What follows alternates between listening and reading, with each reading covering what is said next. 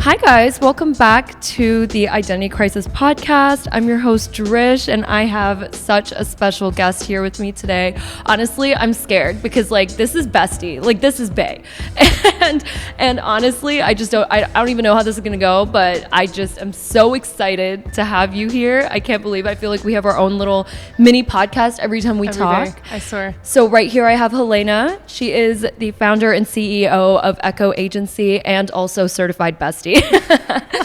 And it is just so good to have you on here. Thank you. It's been a pleasure. We've been talking about this for so long, honestly. Yeah, overdue. Yeah. We've already had many outtakes of what's going to happen on this episode. Yeah, we have random conversations and we're like, this needs to be on a podcast. This needs to be a podcast. Our life is a podcast. It literally is. Yeah. So don't let the girls have a podcast. You know what I mean? That's exactly what this is. So this is honestly just going to be a heart-to-heart. Grab a coffee, a matcha, stay tuned, keep listening. And this is for when you honestly just need to catch up with your bestie, because this is exactly what we're going to be doing, and hopefully gives you company. Excited. Yeah, so we'll just get straight to it. Honestly, I just want you guys to learn more and understand more about who Helena is first. So do you want to tell us a little bit about where you were born and raised and your upbringing, your little story? Okay. This is a complicated one because, as you know, you're a third culture kid yourself, and it's always weird when people ask me this question. I'm like, where am I from? It's a long story, but basically I'm French Argentinian originally. So my mom is French, my dad is Argentinian, but I grew up in the U.S. in Washington. So I definitely have that American side in me, but I don't claim it for obvious reasons. but yeah, ethnically, not American at all, super French, Argentinian as well, but way more French, just because my dad was came to the States when he was 16 years old, and everyone made fun of him for being called Pablo, and so he just didn't raise us within that culture. Actually, we got the Latin culture a lot more from my grandma and my grandpa. So, but whereas my mom was super French, came to the States when she was 25, barely spoke a word of English. Wow. Met my dad in a nightclub in LA, and that was history. So I was actually born in Marseille, so a lot of people don't know that about me. I have the French side, I have the American side, I have the Argentinian side, and it's this constant battle between my three personalities, basically. And you live here. And I live in Dubai in the Middle East, so everyone's like, what the hell? Yeah. Where's this girl from? Yeah, but every city it's the same thing. People are like, what is your deal? What are you doing here? When I was living in Paris, it was the same thing. When I was living in DC, they're like, so in DC, I'm not American enough. In Paris, I'm not French enough. And here, I'm definitely not Middle Eastern. I so get this. This is exactly the issue. I'm telling you. It's so true. And people think I'm Middle Eastern just from the looks as well. Yeah. But it's cool. I get that. Okay, I see it. Yeah. But in America, they know I'm Latin American. It's always... So yeah, that's the background. And then went to uni in France. And that's where I think I really kind of got even closer with my French side, 100% fluent in French. It's very much my double personality with my American side. And then Spanish, never learned. I really want to learn one day. I always thought that you No, I'm a fake Latina, they say. Yeah. Oh no. I know. It's such a sad, opposite of a flex. Basically, whenever I come into contact with Colombians or fellow Argentinians, they're like, oh my God, you're from Buenos Aires, and da-da-da, and they start ranting in Spanish, and I'm like, cut the show. Cut the camera. Cut the show. I really, we don't have the capacity, unfortunately. So one day, I always told myself I'm going to, move to Argentina for 3 months, and, that's definitely not happening anytime soon, but... Not with what you got going on. I know. It's so hectic to take a break, literally. I know. How did you end up in Dubai? I know that your story is absolutely, for me, when I think of you, I just think that you've lived, a million different lives. Do you know what I mean? Yeah, fair enough. To reach the life that you have right now, I feel like you are the person that you've had every phase of every life. And it's just what makes you so special and so interesting. It's you're a little mosaic of everything, you know? And I just want to, I want to know how you ended up here. Yeah, I get you. Yeah, I mean, sometimes it feels that way. Other times I'm there's so much more. I haven't seen anything.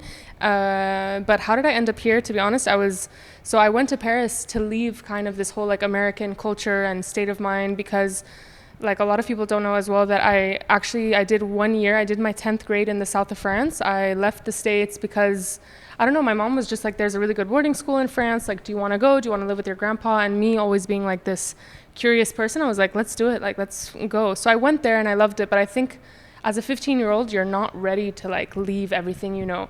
So even though I did go to boarding school, it was still really international. But then like the year ended and I was like, I'm going back home. Like, I'm going back to my friends. I'm going back to my life. And then when I was graduating from high school, I looked around and like literally no one was considering an international school. And I was thinking like few things. Loans that I did not want to pay. I was thinking like, to be fair, like I've partied my whole life and I was like, I'm not going to uni to party or to discover or to... Been there, done that. You know? So I was like, I want to go to France, honestly. And I want to see what that side of the world looks like living there. So I went to France, best decision of my life because like I had my apartment. I was like 18 years old, had an apartment, was going to uni, like living like, you know, a fake Emily in Paris type of vibe. Yeah, literally. Not Emily in Paris, but, you know. And then I went to an amazing school called ISCOM, and it's a communications focused school. And it was like the great thing about studying in France is like they're very practical and hands-on when it comes to anything, by the way, like you can do all of the like doctor or journalism or communications. They're super hands-on in terms of the way they teach compared to like American unis, which are much more technical, like very school and scholarly. Right. So the uni I went to actually gave us like internship programs every year. And that's where basically my second year, I was like, you know what, I want to go. Like I was in France for 3 years at that time and I was like, I want to go somewhere else now. Oh, wow. So I was like, let me go to either Asia, Middle East, or like Africa basically. And because my dad is in finance and he always told me like the future is over there, it's not here. Right. So I always had it in the back of my head. Yeah, I swear he predicted it. I mean, everyone predicted it, but so I applied to Singapore, Hong Kong, Dubai, and Dubai was the first to answer, literally. So in 2018, I found myself with my first PR internship in Dubai. Wow. I knew literally no one in the city. Everyone was like, are you crazy? Like, who do you know there? I was like, no one. They were like, what are you going to do? I was like, I don't know, I'm going to work. They were like, are you okay? That is so ballsy. Yeah, like, are you okay? Literally. They were like, what the fuck? Like, plus, Dubai at that time was not...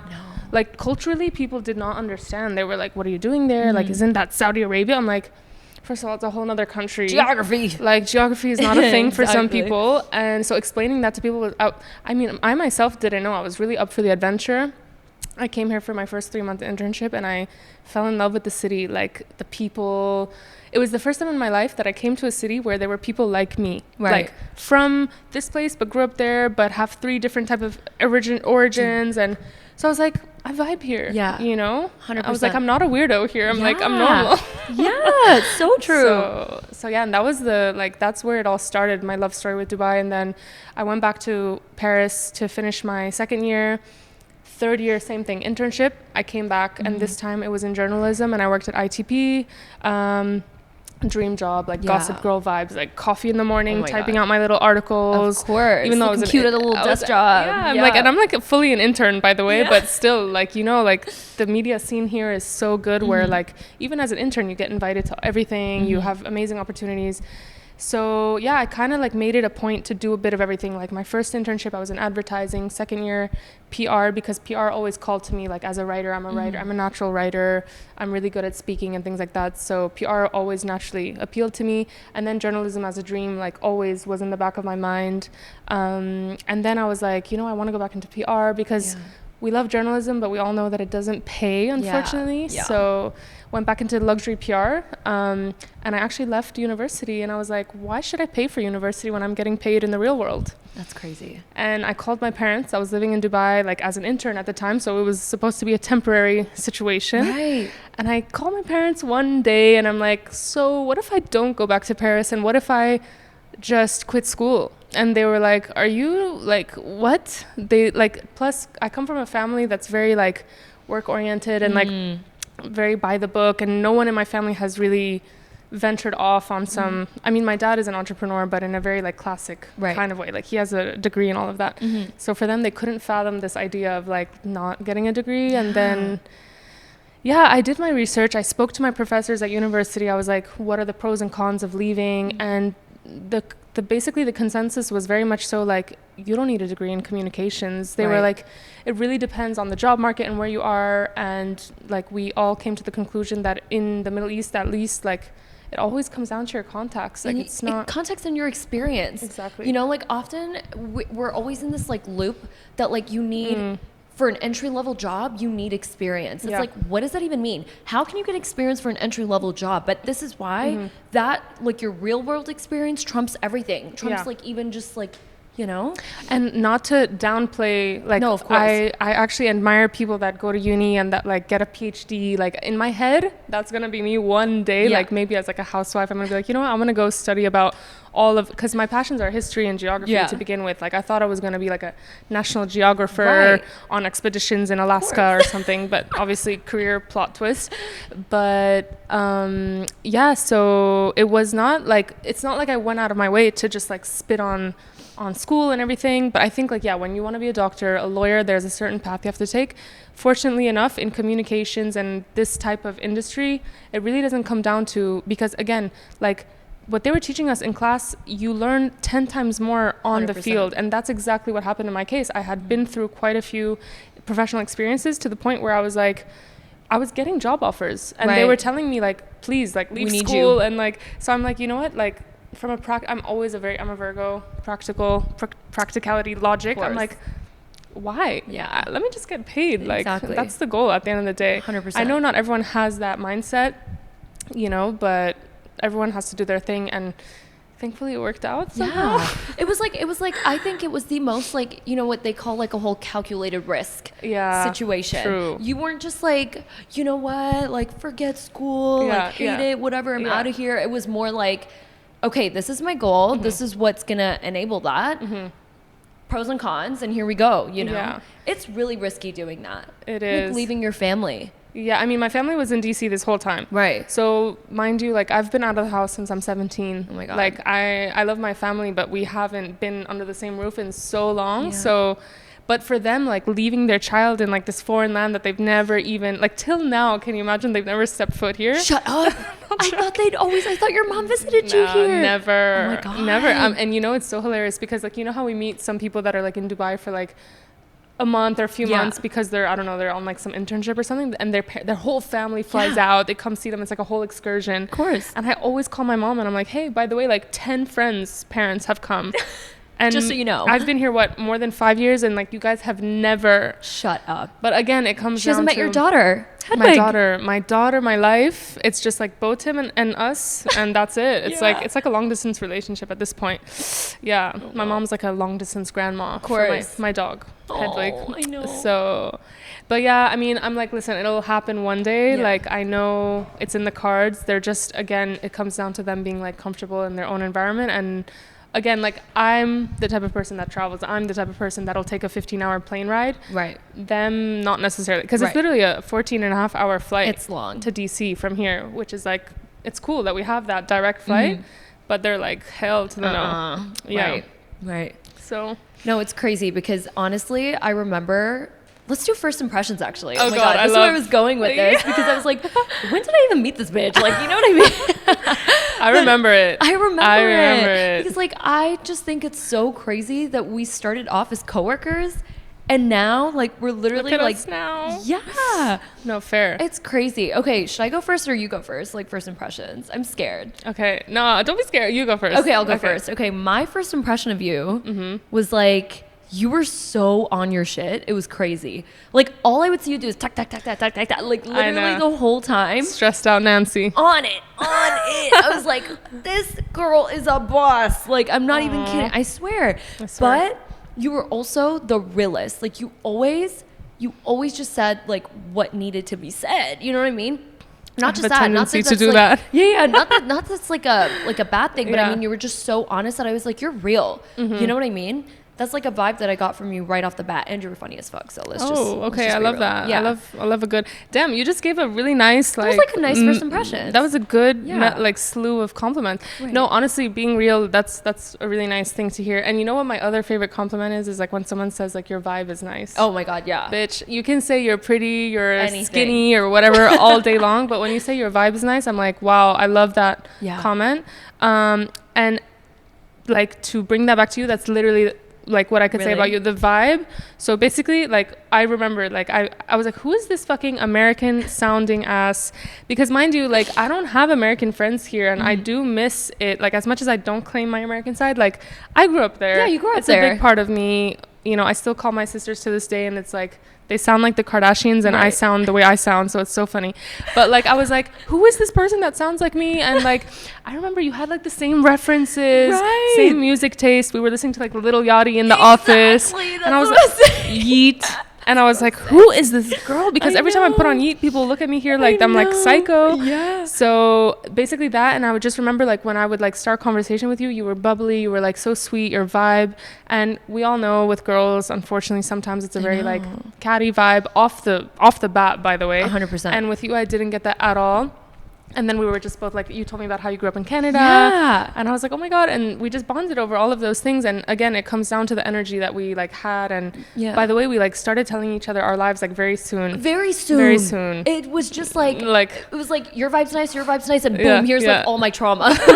And I never do that with people. I'm more of a private human. Yeah. So for you, I was like, okay, like I felt like I could trust, and that's really important to me. Same. And that's why I feel like we both like opened up, and I feel like right off the bat you were there for me like mentally through quite a lot of stuff, and like vice versa, you know what I mean? And so I think that just like jump started, escalated the whole thing. And we were like kind of shy in the beginning, like we weren't like, what are you doing this week? And I remember I'd be like I want to see her more, but I was like, I don't want to sound like a thirsty human. No, literally. And then it naturally happened. Like I don't know if it was like, I forgot like the first hangouts, but I know that it took me like, I was like, okay, I don't want to be like, I know. So, like, but then we forward. like started hanging out. Yeah. Because you had your friend group and everything. Yeah, exactly. And no, it was really nice that it was like a natural, organic sort of progression, and it wasn't just like, we're just gonna hang out and then never talk again. Like it was like it just happened, you know. And now we just work together every day. Yeah, so. Literally. Like we're always like, now we're always texting, and there's never that weird like competitive vibe or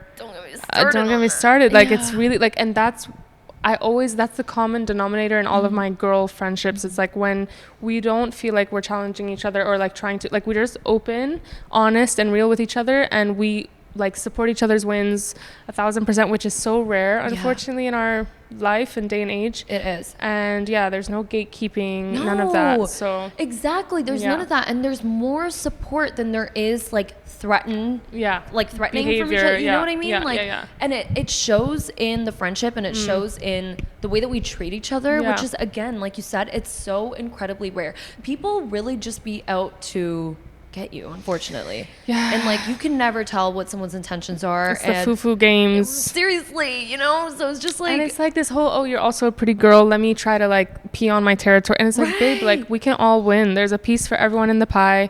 You're not my competition. We're each in our own lane. I'm gonna support you because you're my girl, and like I'll always support. Like I just, that type of energy, and thank God I can feel it right away usually. And I'm just like, ciao, like 100%. I'm not gonna. This is why I have like 3 friends. Like straight up, you know what I mean? Quality over quantity, guys. 100%. Always. Yeah. And I think that just matters so much, because it's so hard to find, especially in your 20s. Like, oh my God, I've been meaning to talk about friendships. Like, I'm not even gonna lie. Because like it's such a tricky one, especially people our age. Like we're literally the same age.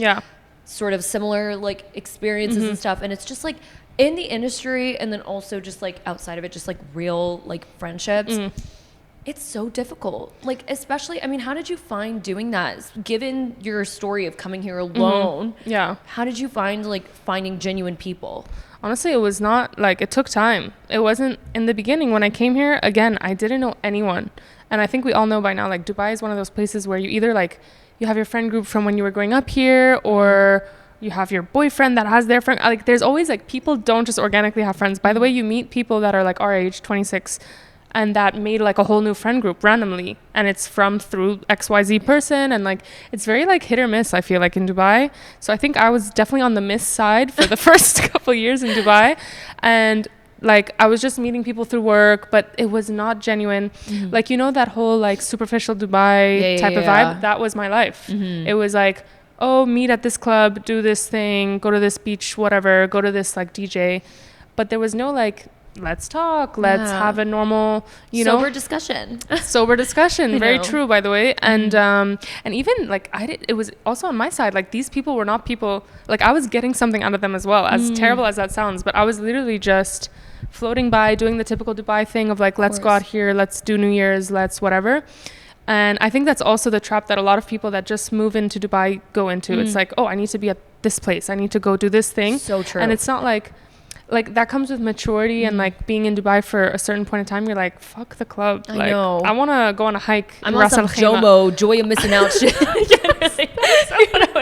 I'm on some contrast ice bath and sauna, which is our thing now. So, oh my God. So yeah, it was very like fake and like superficial in the beginning, and then COVID happened, so I left Dubai. I think the whole world had this like shift of mentality of relationships and what it means to be friends and all of that. And then post-COVID, when I came back to Dubai, I got the new job like as a talent manager and everything. And I think that definitely shifted my whole like basically trajectory in Dubai, because I was introduced to way more like-minded people. And fortunately, a lot of those work relationships turned into really deep friendships with people.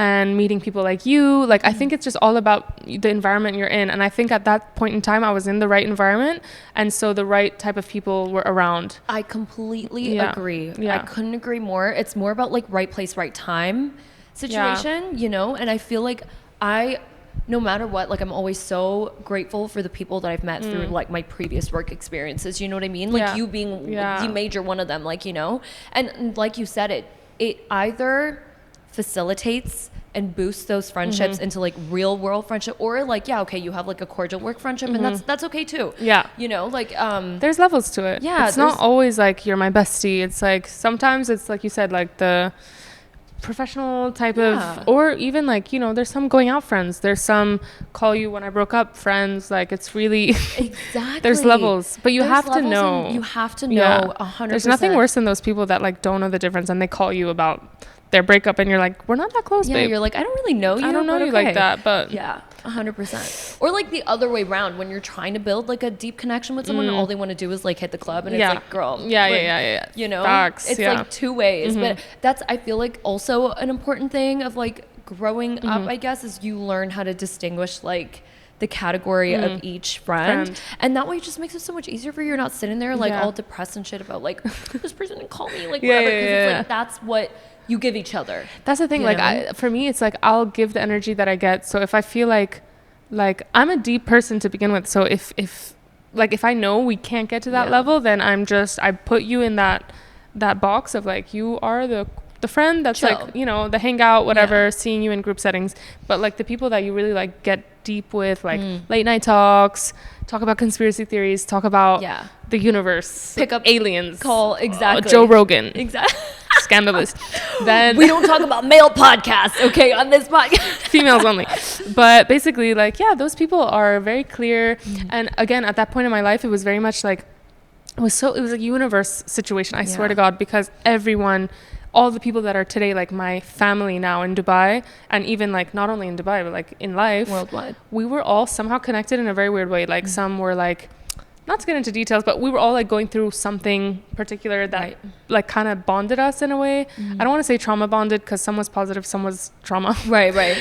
But we all went through things in a very similar way, and it really just made us like, maybe some of us were working together, but like it just went past all of that in a really healthy, constructive way. And now a lot of them are in relationships, or they're just like leading healthy lives. Like we're all leading healthy lives, like not necessarily focusing on partying, or like our hangouts are like day hangouts, which I feel like so much better. So scandalous, right? I know. Yeah, like literally, like you're hanging out during the day, you're going to the beach. You're what? Just raw dogging the daytime. Like that's crazy. You know what I mean? Not raw dogging. I know. Yeah, I swear though. Yeah. Because some people in Dubai, it's all about, let's meet at this club, and that's the only time. And it's like, babe, like, no, I know, I'm too old for that shit at this point. No, 100%. We're all on the same wavelength, which is like, it's great. It took a while, but we're here. We're here, babes. We're finally here. And it's relieving more than anything. I feel like it allows you to actually put in to yourself. That's when I mean, even in romantic relationships or friendships as well, like the more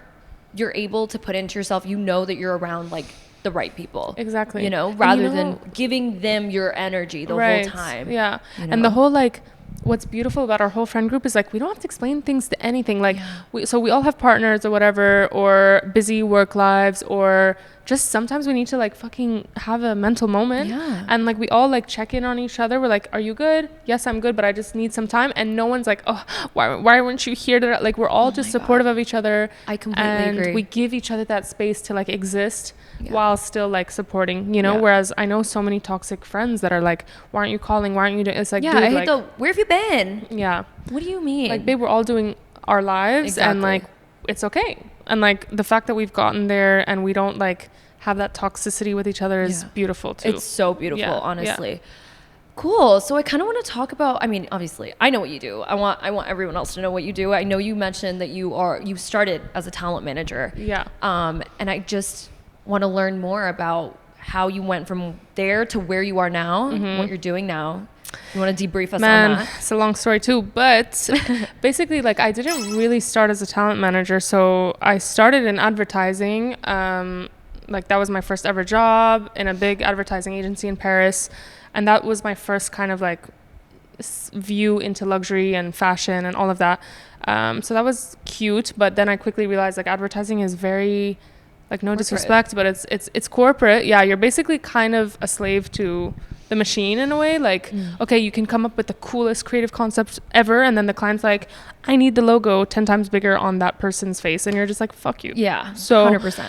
It was cool. Like, it's very cool to see that side of things, but I realized like this is too constraining and stuff. And then PR came into my life, loved PR. I was like, wow, this is so much more people oriented, a lot more, you know, working with journalists, working with talents, working with, like, it was just one of those jobs where you can be ADD and it like works in your favor, 100%. Which is definitely me. I'm like fucking, I don't know, it's ADD, ADHD. One of them. I don't even know. I'm not going to self-diagnose, but for sure. Exactly. For sure.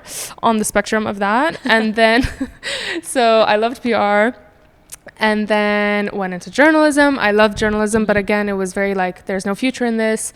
And then another fun fact that most people don't know, like during COVID, when I moved back to Paris from Dubai, I went into TV production. No one knows this. That's crazy. Yeah, that was actually the biggest like shift of career. Like, this is how this whole next step. Yes. So I went into TV production. I actually worked for one of the oldest animation studios in Europe, and it was really cool. But again, anyone who works in TV knows it's like kind of a dinosaur. Yeah. The way they work is, especially in France, is like, you know, working with all the major TV channels, and it's a very like old school kind of environment. It's run by like very more mature humans. So in terms of like room for creativity, you're also super limited. But it was a great learning experience. And then through that, it's kind of how I met the person that gave me the opportunity to go into the talent management sphere. So yeah, I was basically like, I was working for the production studio and also freelancing as a PR at the time. And one of my freelance jobs was basically with the company that offered me the job to get into talent management. So that's when I come back to Dubai and reshift again. And I got this job based off the fact that I had a strong career in PR and I had great contacts with influencers and talents in the Middle East. And by the way, pause on that, because that is crazy that you were able to build that already as like an intern. I know. It's crazy. I was like an intern and working for the company that I worked for before COVID, like for like a good 2 months. And then COVID happened.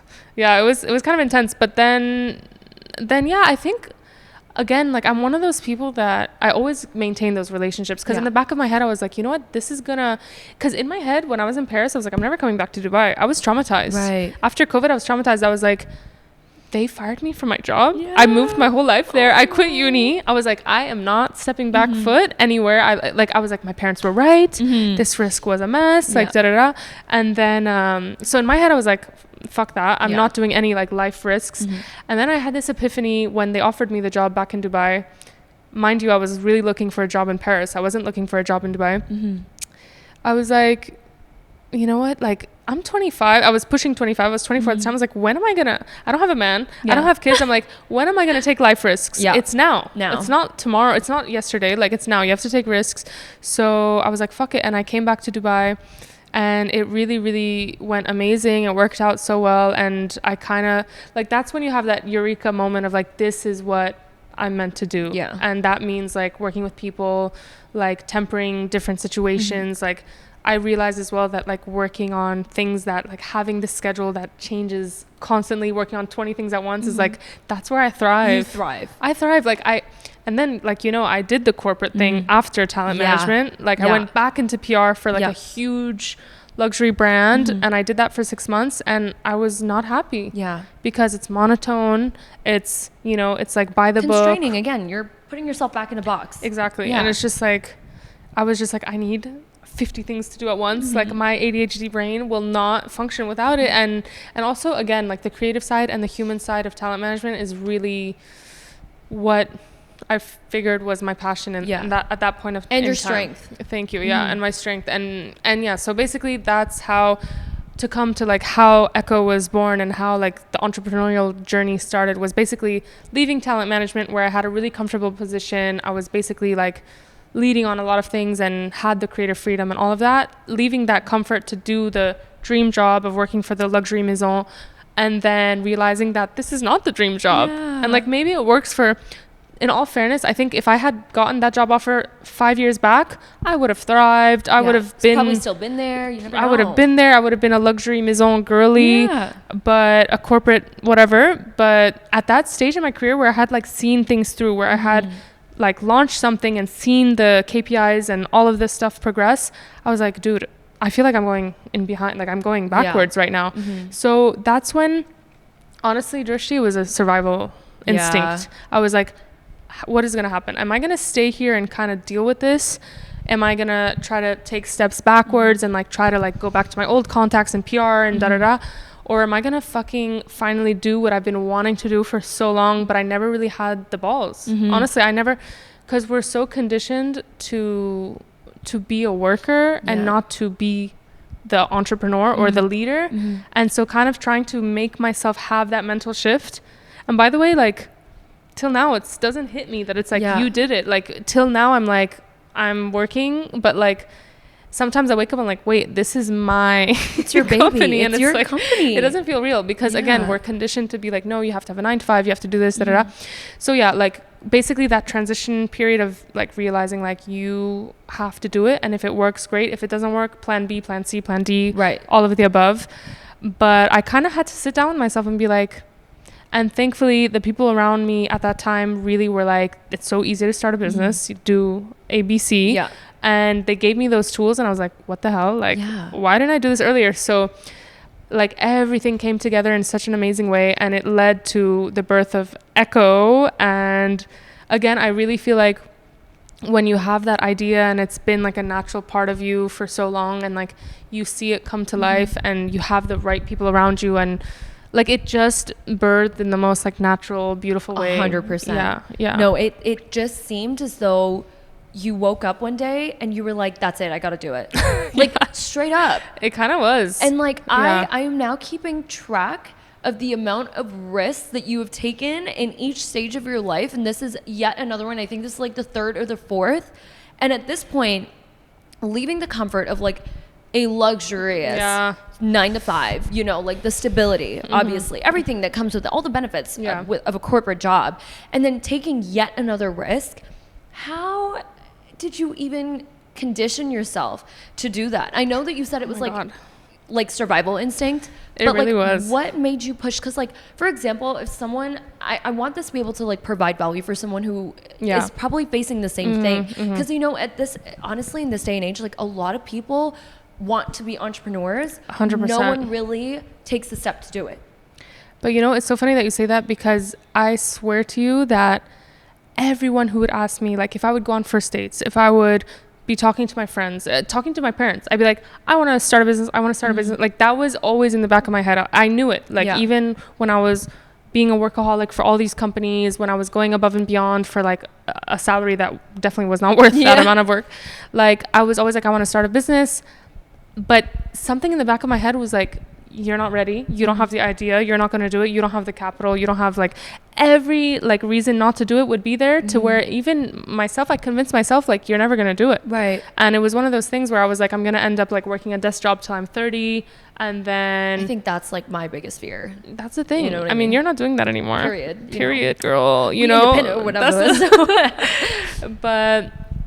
But honestly, the thing I can say, and the thing that people should take away that are like looking to do something, is like the hardest part is literally getting the balls to do it. Yeah. And honestly, like you said, there's a key thing is like calculated risk. Yes. So even though I took the decision in a pretty quick like way, I had a certain safety net around me, and where like I spoke to the relevant people about the investment that would be needed, and I had a plan of like, this is how much is going to go into it, this is how much needs to come in for this to be like what's the word, like profitable or more than profitable, like feasible to continue.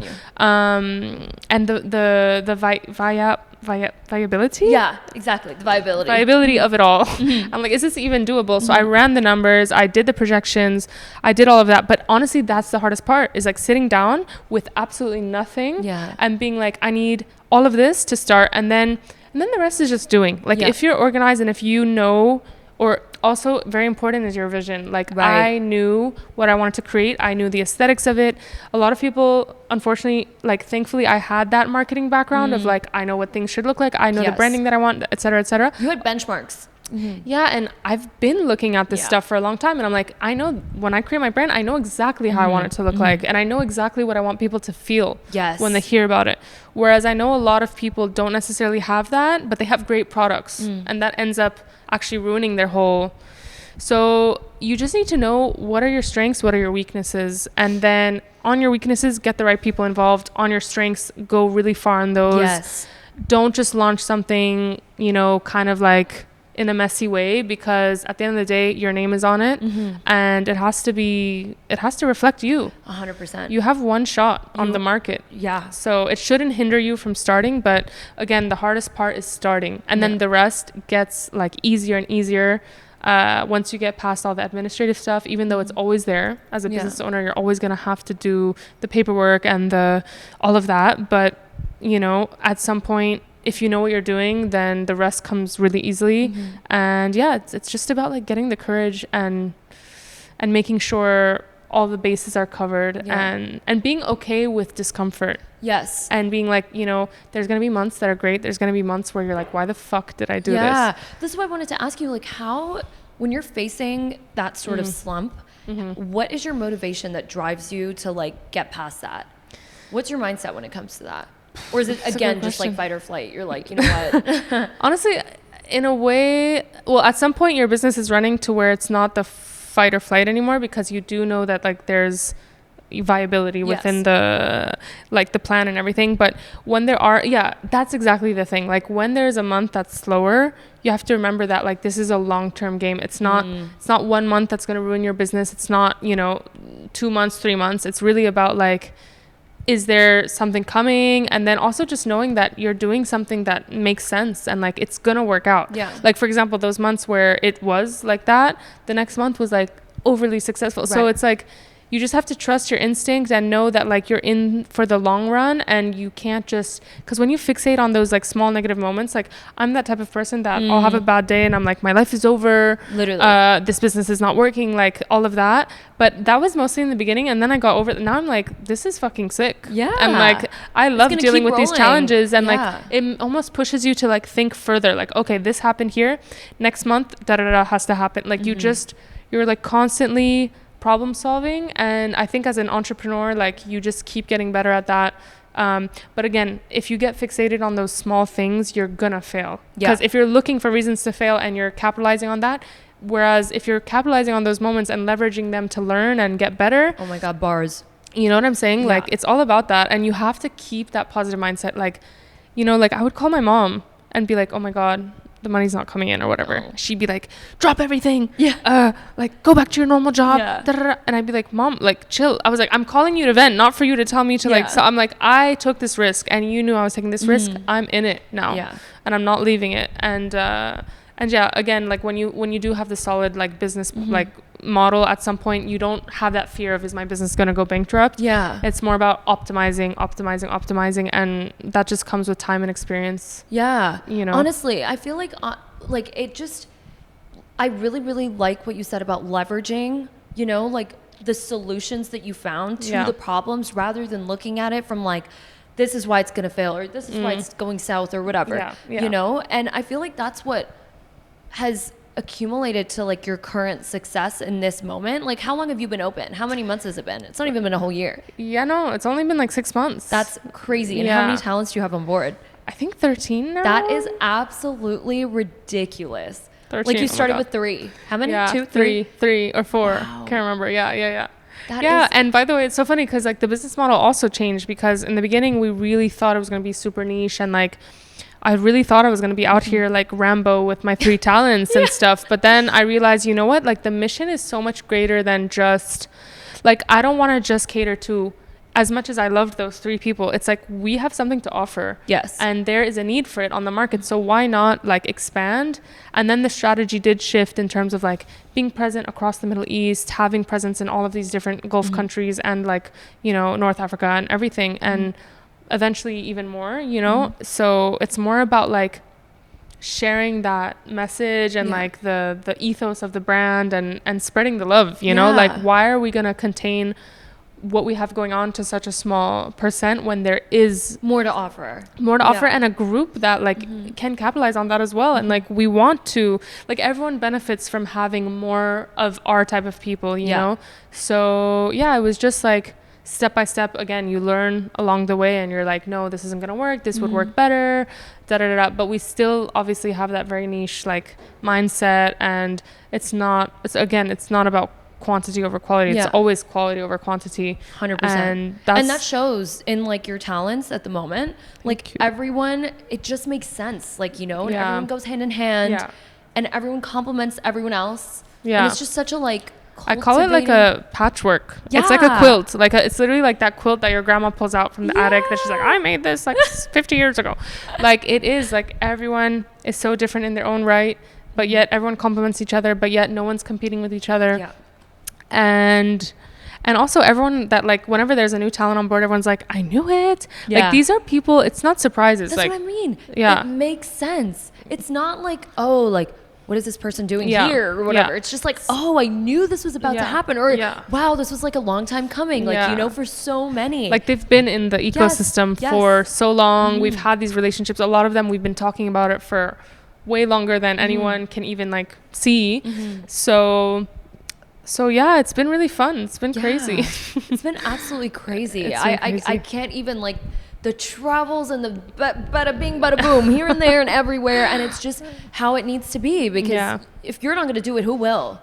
You know? Say it again for the people in the back. Exactly. You know what I'm saying? Like, that's all it is. I just like saying all of this, like I want to know what your daily routine is, and like how you balance everything. Because like, all of this being said, I know you be in the gym come 6 p.m. Let me tell you, like, the way you balance your time is so crucial. So true. And I don't even know how you do like a million things. I couldn't be me. Like, I wish it was, but no, you do a lot. You don't give yourself credit. You've honestly, the glow up is crazy.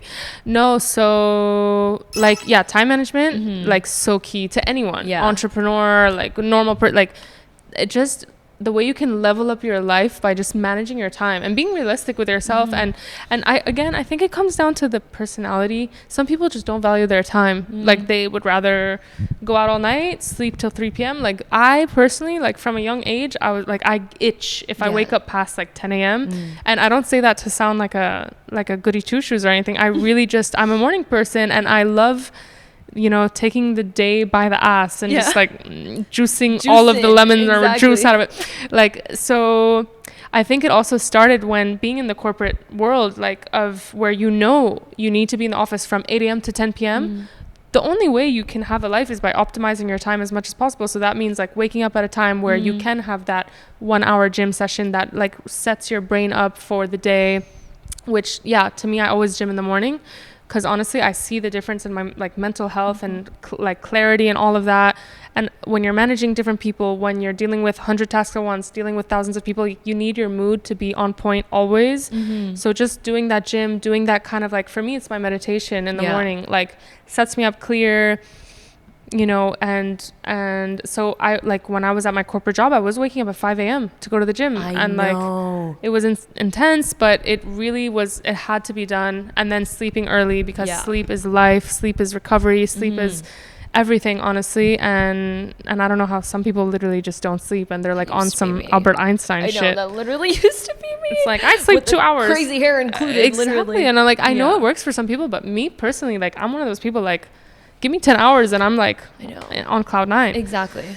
So gym, 1000%. Work, you just need to organize yourself. Actually, that's been something that's been very like new to me, new terrain of like being a business owner. Like you do have to, it was one of those things where it was like, I get to work when I want. Like, no, babe, you need a routine. Like, you need a 9 to 6 or whatever, because otherwise, like, who's holding you accountable other than yourself? So now, thankfully, I've come to a place where I do have those timings. Obviously, like, you can get a lot more done within less time. I can be in many more places like than I could used to be, because you're not like literally losing time by pretending to be in an office and doing shit that you don't need to do. Like, so in that sense, you're like being your own boss. You can optimize a lot in terms of your day. And then, honestly, I would say it's a lot of sacrifice as well. Like, there are a lot of things that I say no to. There's a lot of outings and friendship hangouts that I don't go to, because again, for me, it's like, do I need to be there? Like, what value is that adding? Of course, I want to maintain and have great and healthy and strong relationships, but you also, I would say, out of 5 hangouts, you probably don't need to be at 4 of them. You're so unpopular opinion, but like, what is that 2-3 hours of my day gonna look like if it's gonna make me wake up later, if it's gonna make me miss gym, if it's gonna, you know? So it's also just about like, you have to prioritize your loved ones and everything, but your health and everything also does come first. And I think that's something that we don't talk about, is like being successful and like pushing yourself to be successful is a lonely place. It's a very lonely place. Dude, I know. I can't, whether that be like not drinking, which is my case now. Like, I don't go out, I don't drink, and like that's like unheard of for people our age. Exactly. But it's a sacrifice, and it's something that I'm really like, I've seen the benefits in my life, and so it's not for everyone, and it's like lonely sometimes, but it's something that like you either vibe with or you don't, you know. So, and again, like when you have those strong friendships, you don't need to overcompensate and like, you know, people please in a certain way. Exactly. It's just natural. And if obviously they're in your life for a reason, and they understand that you're busy and you're working on yourself and whatever. So there's no need to go out of your way for shit like that, you know? And also just like the whole idea of like, you know, doing what you need to do and being with your friends and taking the time to talk to your family as well, because my family is 10 hours behind. So that's a whole nother thing that I have to add. But I think like, I don't think I had a work-life balance or like a normal balance until I started my own business, funnily enough. That's interesting. Because, and actually that's where it hit me, like, because again, being a workaholic, like work is your life. Like work is your first thing. It would come before my health. It would come before family, friendships. Like I would have fights with people very close to me that are like, you literally don't check up. You don't exist. Like you just, and like they would see me on Instagram living my best life, which is what it looks like. Because Instagram, you can always make everything look cute. But in real life, I'm like breaking down in the office, like having like crying sessions, and like someone is like telling me like, so it was also hitting that point of like when I went to the corporate job after my talent management experience, and I thought I was going to like a more relaxed environment, and it was the opposite. And I was like, you know what? I had this like eureka moment of like, when am I going to start putting myself first?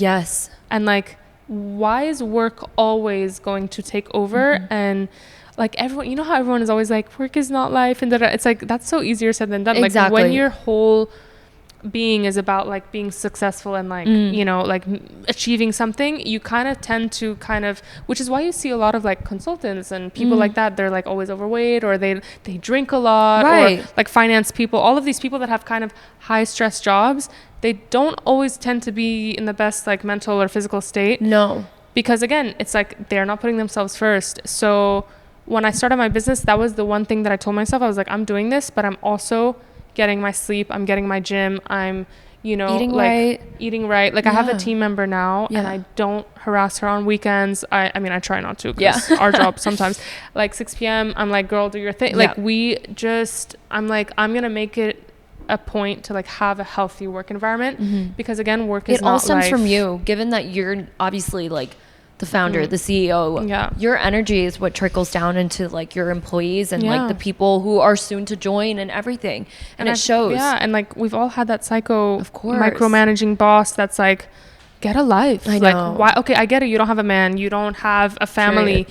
But don't come traumatizing me because you're unhappy in your life. And like, so something to be said about like, the way you treat your employees. But again, it comes from like you, like I made it a point to be like, I'm going to prioritize myself and be a successful business owner, but self first, you know, and that's also a luxury, I would say. Like, it's not something that is a given. Some people have to slave away and work. And like, we've all seen it. Like my mom, bless her, she's always like worked like her 9 to 5, like up until the last day of retirement. And we've all seen it and we've all been through it. So it is a luxury to kind of give yourself that time. And I really like that you said that because it is a privilege. It is a luxury. And not everyone has the support system and you know, the whole thing to be able to get off their feet off and running like by themselves, you know?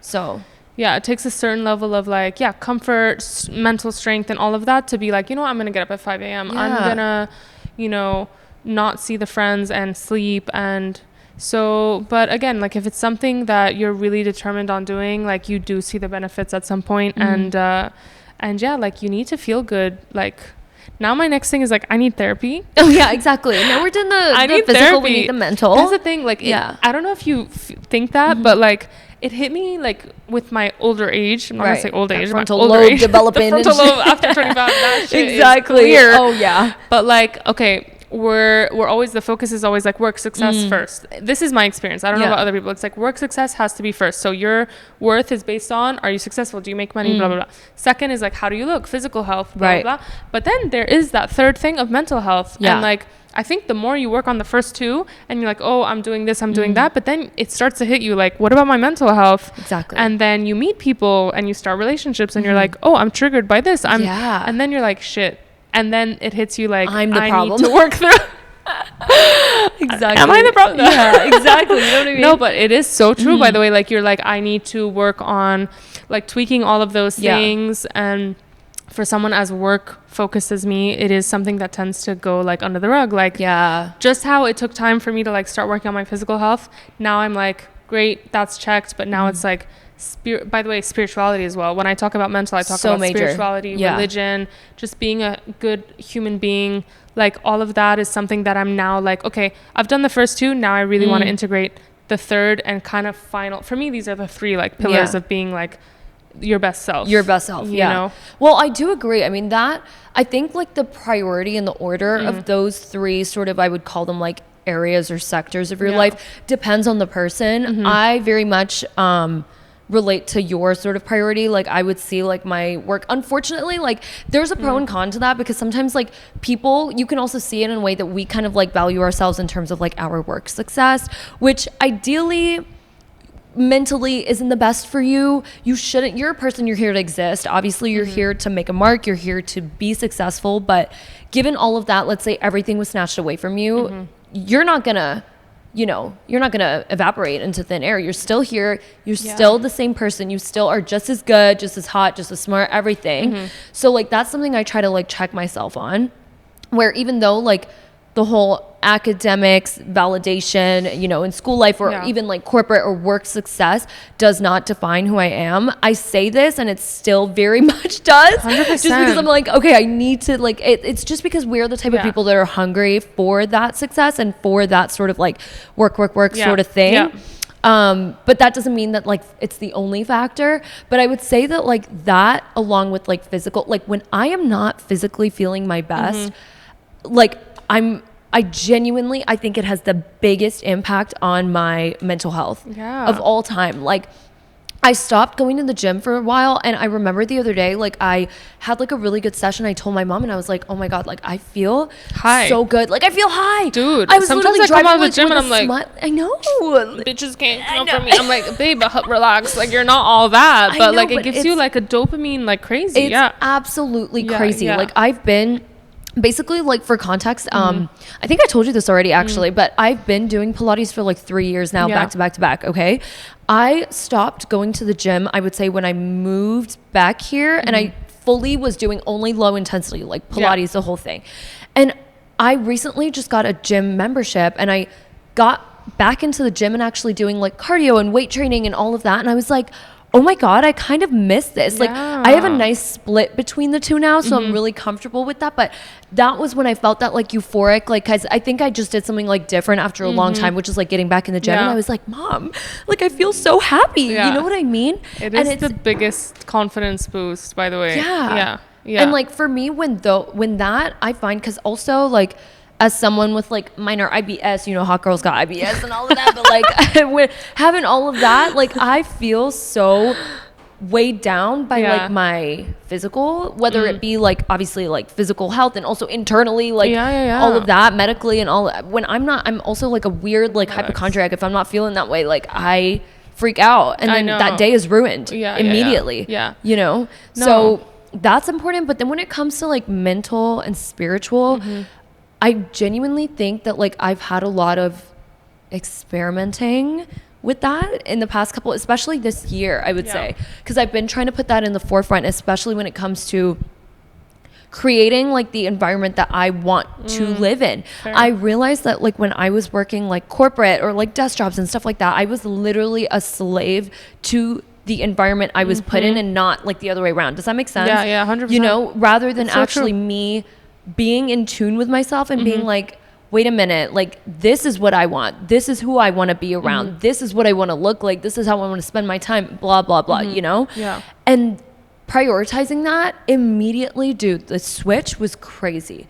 It's insane. And I feel like the world would be such a better place if people did that. Like if everyone 100%. Did that, like if everyone had some sort of like work-life balance program in their life, and like we'd all be glowing and like so much more happy. And again, this goes for people in corporate jobs as well. Like, you know, like this was us. It could be me any month. You never know. But like, just kidding. But like, you know what I mean? Like it's not just for people who are entrepreneurs. I guess it's like for everyone, is just actually being able to prioritize. It's just about breaking that mold in your head, even though it's so difficult. Like I remember 6 p.m. or even 8 p.m. when I'm done with work, like I would be so drained. I would not be able to get myself to the anything gym, social, nothing, you know, nothing at all. Not even grocery shopping. No, forget it. And it's like takeout and blah blah. Yeah, for sure. No, it's so important. And like gymming is amazing. And it's one of those things, it's like that annoying person that's like, why don't you go to the gym? Like I annoy my family members and they're like, fuck off. But it's like it's like the Jesus people, like we want to give it to everyone. Everyone gets one. And it's visibly a change when if I miss a week or something, like because I'm traveling, like mental health goes down, body image, all of that goes down. And it's like and it comes from eating clean as well. And then again, it comes to like valuing your time and like putting that as a priority, and just feeling your best self. Yeah, that's the thing, you know. And I feel like, I don't know what it is, but like there was this one period of time that like this was like a couple years ago actually. I was like job hunting at the time. So obviously to fill my time, all I was doing was going to the gym and like applying to jobs. And tell me why it was like weirdly like euphoric, because my entire life was like I was like eating clean, going to the gym. I would like go twice if I had to. Like, and can we talk about the like fitness like in IG, like guys, like it is a thing. Like I'm like locked into like my fitness guru girls that are like, today I meal prep, like blah, blah, blah. Who's your go-to girl? Helena Deeb. Okay, babe, she's insane. That's true. You've been like on her shit for a while. I'm obsessed with her. I pay for all of her subscription. I do everything. And by the way, like I'm one of those people, okay, fair, I work in talent management, but there's very few content creators that I religiously follow, just because I think I got saturated with like at some point everyone looks the same, but like there's few people. No, I swear to God, it's like unbox, blah blah blah. Yeah, like, literally. Fuck off, I know, babe. I know, Like, I you're know, I not know. cute. But some people are just, they just have that thing, and you just connect with it. You know. And Leanna, like she's such the opposite. Okay, I'm sorry, I'm gonna cut you off. I got a question for you. Oh, okay. What makes that content creator sort of like stand out to you? Like, for example, like you said, you been there, done that, oversaturated. I mean, you literally CEO of talent management agency, whatever. Okay. And you're like, hi. But like, what really for you is like your criteria that makes like an actual content creator stand out? And you're like, okay, this person provides value. Like, what's your little checklist? It's funny that you say that, because a lot of people ask me, like, it's probably one of the, like, when I'm at, like, randomly at some event in Dubai or, like, party, they, like, grab me over their whiskey. What makes an influencer? They're like, what do I need to do with my life to become an influencer? I'm like, Jesus Christ. No, but, like, I always say the same thing. For me, it's like, you have to be yourself. Like, that sounds so cliche, but, like, you can tell, at least I can. I don't know about the regular human, but I think the regular human as well. Like, you can tell so hard when someone is just trying to be something that they're not. And unfortunately, in the social media world, that's probably like 85% of people nowadays, because it started off with people raw dogging YouTube. Oh my God, with their camera. And I like, miss it. Either doing like comedy skits or like fucking ugly makeup or like I don't know, that shit was ghetto back in the day, and now it's become a full industry. Everyone wants a piece. Everyone thinks it's like free money. Guys, it's not free money. I'm here to tell you, this shit is hard. Look her in the eyes. Work. Okay, like it is a whole thing. There's a reason why these people are making bank. There's a reason why budgets are budgeting and all of that. Like, it is a whole production nowadays. And to go back to like what a real creator for me means is like, you need to have that thing where people want to follow you for who you are, because you either provide substance, or like the kind of like mold of a content creator is like, are you answering a problem that people want to solve? Yes. And like, that problem could be, I want a cool girlfriend to follow. I want a fashion girl to follow. I want someone who's going to show me photography tips. Like, I want a travel, whatever the fuck. But at the end of the day, there can be 30,000 travel bloggers. But if you're the one that's doing it in the most authentic, cool way, and like it looks real, and it looks like this is your life, and it looks like you're not just coming on with like a perfect face of makeup. And like, that's why for me, like one of my case studies, and my talents know that I always like fangirl over her, is Emma Chamberlain. Oh my God, stop. She is... We did not just open this can of worms about Emma Chamberlain.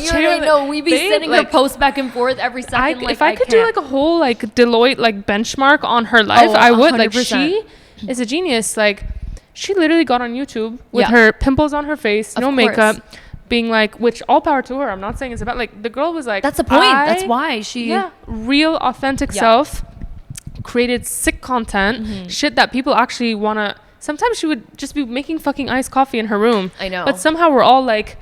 Yeah, we're literally locked enthralled, like locked in, and on every episode. And she was so consistent. That's the other thing, is like, when you're consistent as a content creator, it does pay off. Yeah.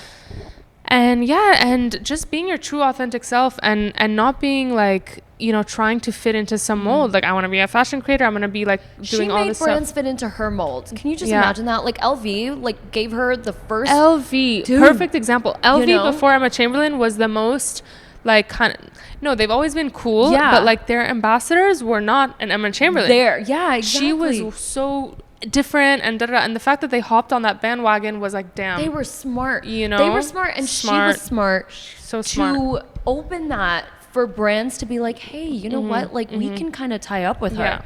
You know what I mean?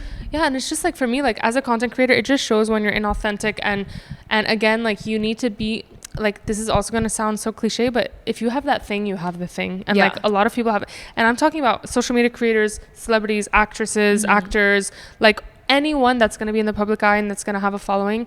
Like, people follow you because you have that charisma, that it's an aura. Weirdly, it's an aura. Like, you don't have to be good looking, but if you're just someone that resonates with people, you're going to resonate. And in social media, it comes down to like, the relatability aspect.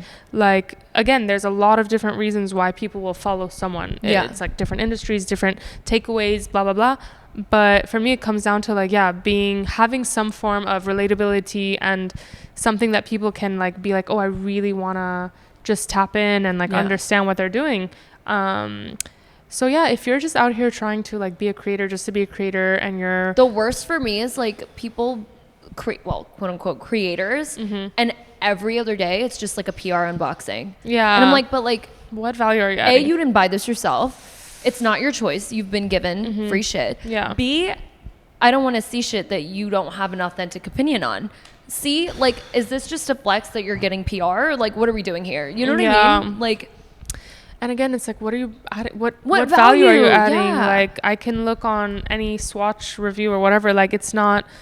Yeah, that's also a big thing. You need to be different. You need to, like, in today's day and age, if you're trying to break the industry of content creation, if you're not doing something extremely different or cool or like showing a different perspective, why would anyone follow you? Yeah, 100%. And right now, I'm sure you've noticed, because you're a creator yourself, like, there's a huge trend with Meta, with IG, with everything, where all the established creators are losing following. Yeah, majorly. And they're losing engagement. They're posting things to their 300,000 followers and they're getting 100 likes. Yeah. And everyone's like, what's going on? Da, da, da. And I always tell them, I'm like, listen, there's no formula.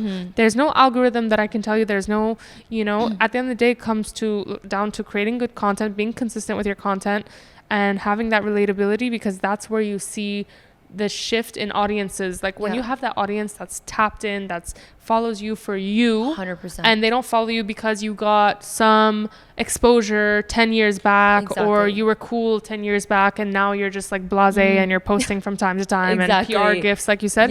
Like, and that's the thing, there's so much content fatigue, and all these creators that were content big back then, they're like, why am I not getting followers? Babe, you're not relevant. You're not relevant. So true. There's such a fine line though between like that and like people trying hard to stay relevant.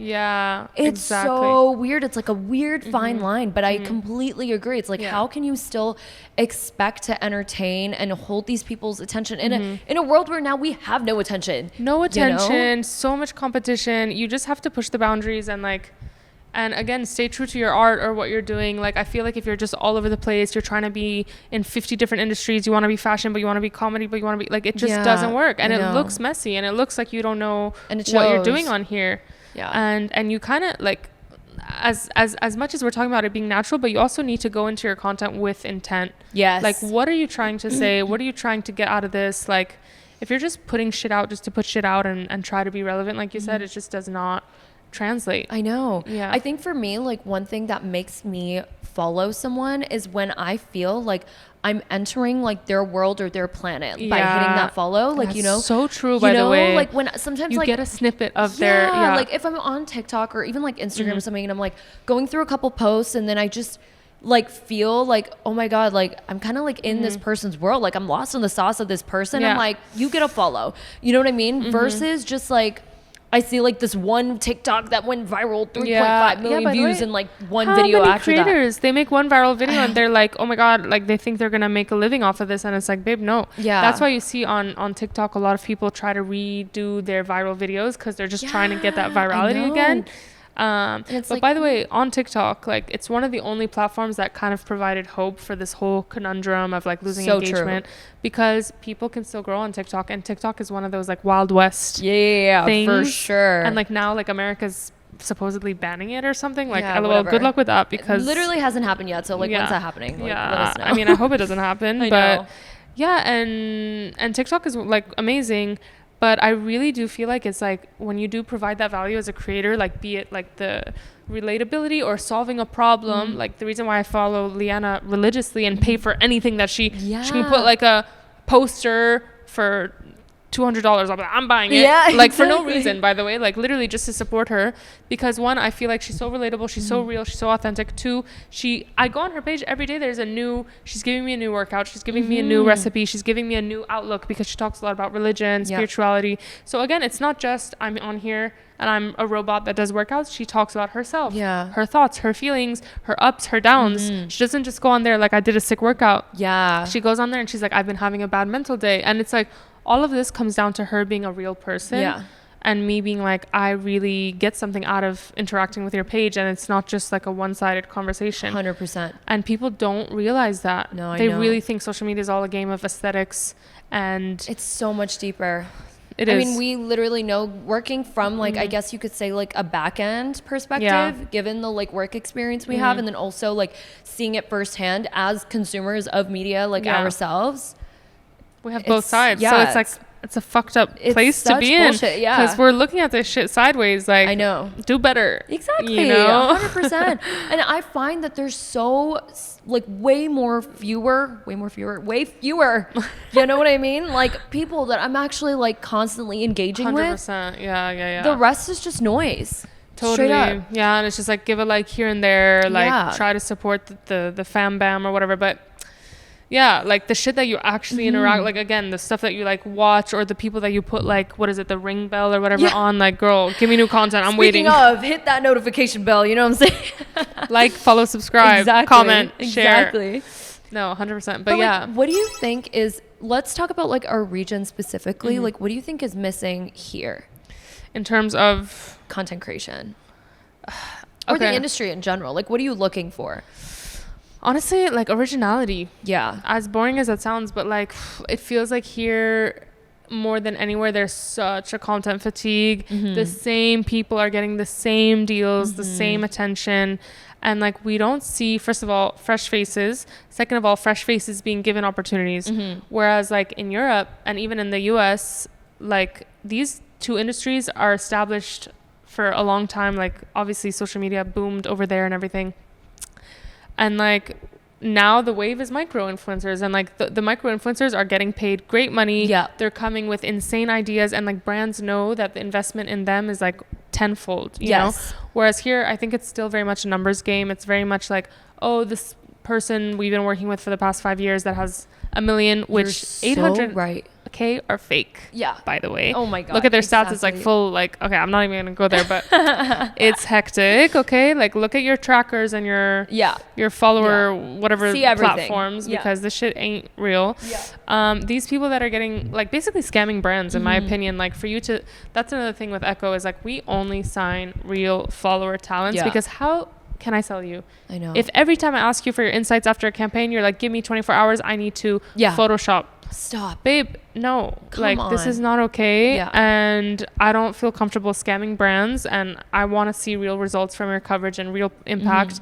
So definitely a lack of like original and like real follower profiles and all of that. And then also like as sad as it is, like every time we're working on a project, we're always looking at international talents for references. Yeah. We don't have those content references here. People tend to follow what's happening there, and they're not creating their own trends here, 100%. Which is like, it's something that we're seeing is shifting now, like with these new creators that are like getting more attention. You guys are pushing that a lot. You guys at Echo, like, we're trying. Like that's our whole thing, is like being like creating stories around content, not just shooting your typical studio campaign. Like we want to like create storylines, 360 ecosystem around the content. So can we push it on media? Can we push it with an editorial? Can we like, it's not just, you know, a post, and there's so much more to it, and there's different people involved, and there's different cultures, and like it's a whole thing. So yeah, changing that conversation is definitely an uphill battle. I think we're getting there, but I think what needs to change is the mentality of creators here, because we've been given so much. Brands have thrown cash at us. Brands have thrown events, privileges, trips, fashion shows. Like even the fashion show thing, like people think, oh, I got gifted a bag from a brand. Why didn't they invite me to their show? Babe, you know, people in Europe wait like 8 to 10 years working with a brand for free.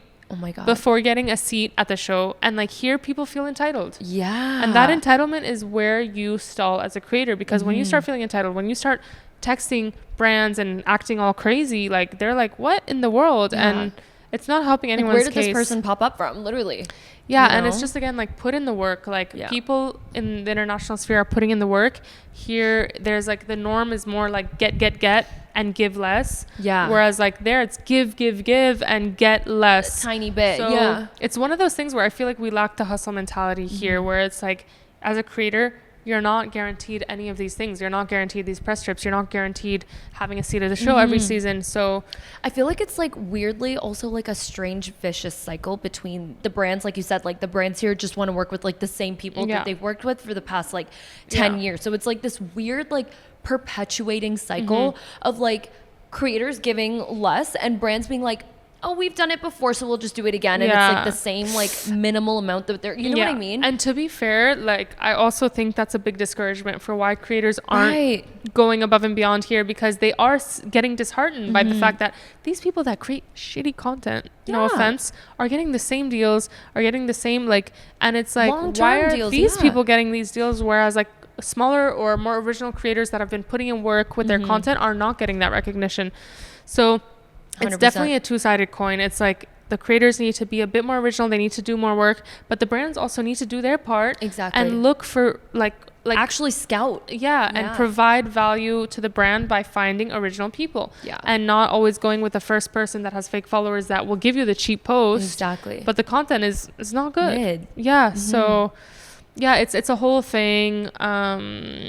I have my own thoughts. I could talk about it for hours. I know, literally. I mean, we could literally go on about this for hours. It's absolutely crazy. But there has been a really nice shift. Like we're seeing it change. We're seeing brands like be much more open to creative ideas, pitching things in a way that makes more sense to everyone, you know, and just trusting new people, new creators, and breaking the boundaries of what it means to do a social media campaign and like and shifting with the times, you know. I think that's the underlying thing as well. 100%. I wanted to know a time in your life, like taking all these risks and taking all these shifts in your life.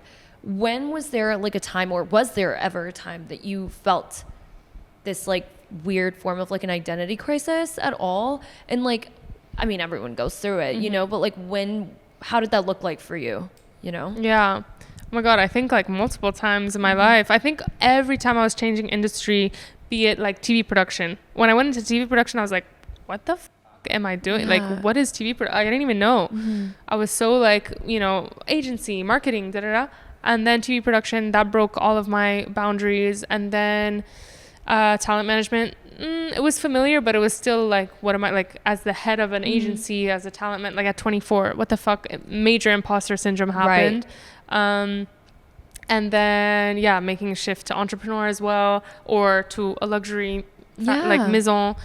And I think it's one of those things, like the more you are like becoming that like boundary breaker, the more you get used to that discomfort. And I think now I feel more comfortable in discomfort than like mundaneness really does not suit me. I'm like, I don't know. I mean, I respect people that do the same job for 10 plus years, make a career out of it and everything. But I feel like me, it's like, I need that constant chameleonness. But identity crisis, perpetual. Perpetual. I know. It's even down to the point where I'm like, I can't wait to see like who I'm gonna like end up with as a human, like as a partner. Because I'm like, that's gonna be hilarious. I know. Like the culture, what is it called? Like the mix, like the collab is gonna be so funny. The collab is gonna be crazy. That kid is gonna be like the hottest collab. Like it's gonna be on Dover Street Market. Like what the hell?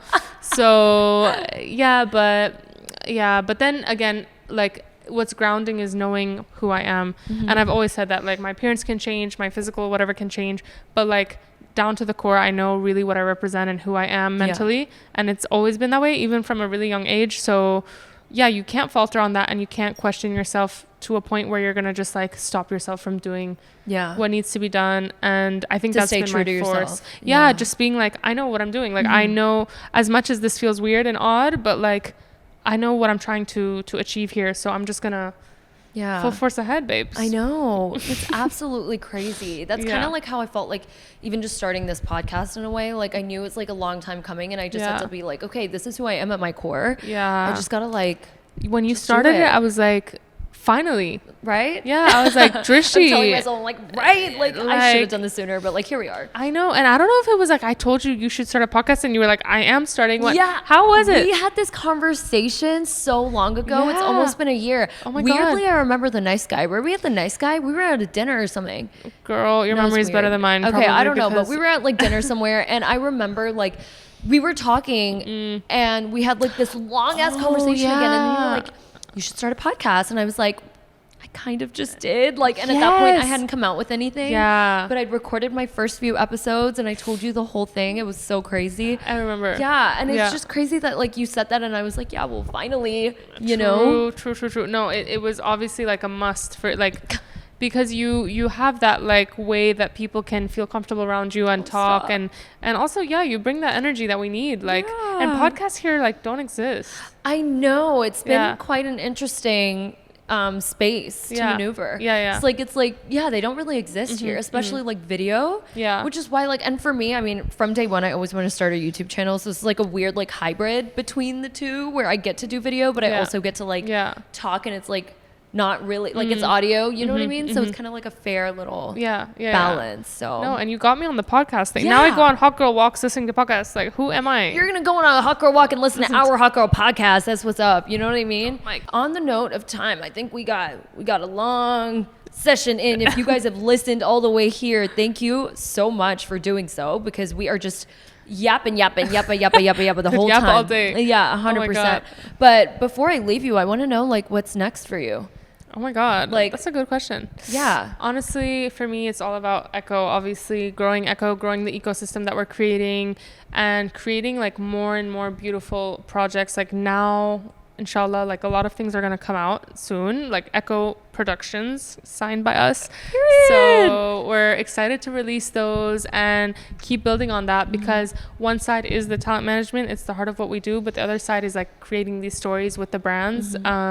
So that we're looking to grow a lot on a personal level, growing my spirituality, growing my relationships, continuing to travel, obviously, because that's what we love to do. Yeah, exactly. And yeah, honestly, just like growing the team as well. Like I'm so excited for that. Yeah, it's gonna be really fun. Oh my God, I can't even. Yeah, I know. Have like a whole squad. Echo squad. Yeah, that's crazy. And also like continuing within all these industries that we're talking about. So like we want to do like the music. We want to do like we're within the acting space, the music space, but now like kind of like really going into those and seeing how far we can push. So there's a lot to come, honestly. I like that, like seeing how far you can push, like that's like just keep pushing the limit. You can't like, you shouldn't stop at one vertical, honestly. So guys, I've never done anything like this, by the way, so you did so good. You did so good. It's so weird. I'm always behind the camera. In front of the camera, I'm like, what the hell? Yeah, but this is like a good, like, this is like weirdly like exposure therapy. This is what I said, that like my first episode felt like. She always has words for things that I never knew existed. You have the craziest words. Like you drop like expeditiously out of nowhere. I expedited this shit. No, I'm kidding. But like, by the way, we always talk weird. I know, literally. But like, this is what I mean. Like, it was my first episode was like weird exposure therapy of like. Oh yeah, I get what you mean. Yeah, you know, like just like putting it out there, conquering your fear. Yes, and that's exactly what you're doing. And if I'm being so honest right now, like weirdly enough, this episode I think is like the realest I've been on my own podcast. I'm not even lying, because like you're literally like bestie. Exactly. And so like I just feel like I'm chit-chatting, and I just feel like it's the realest I've been. Fair. The whole time. Yeah. No shade to my other episodes. You know? Your shade. No, I'm kidding. Yeah, exactly. But like it's just been so fun. Yeah, it's been fun. Thank you, honestly. What the hell? Like I'm first of all, I'm proud of you. Stop. Proud as hell as a friend, and like I really can't wait to see everything that you manifest with this. Like it's already been fun to watch, and like in the car listening to Drish, I'm like, oh my God, thank God, I needed her voice, like her energy. Thank you. No, seriously. No, I'm so happy that I finally was able to get you on here before we all like. Struggle. I know, literally, catch her if you can. No. Yeah, it's crazy. We're like canceling, rescheduling. Yeah, oh my God. And that's okay, because now we're here and now it's done, and we're all gonna have like a bomb summer. We're going on our hot girl summer. I'm excited, and it's gonna be cute. But yeah, make sure to follow Helena, you guys, and also Echo Agency. She's like, oh God, don't follow. I'm private. Follow Echo Agency, and you know, keep up with all of her talents and what she's getting up to. Also, obviously, subscribe and hit the notification bell and whatever the hell else it's called to stay tuned for the rest of my episodes. And you know the drill already: Spotify, Apple Music, all of that. And yeah. Make sure to follow along and stay tuned, and love you guys, and thank you for listening to us yap nonstop. Honestly, hope you loved it. Really. Okay. Mwah. Mwah. Bye.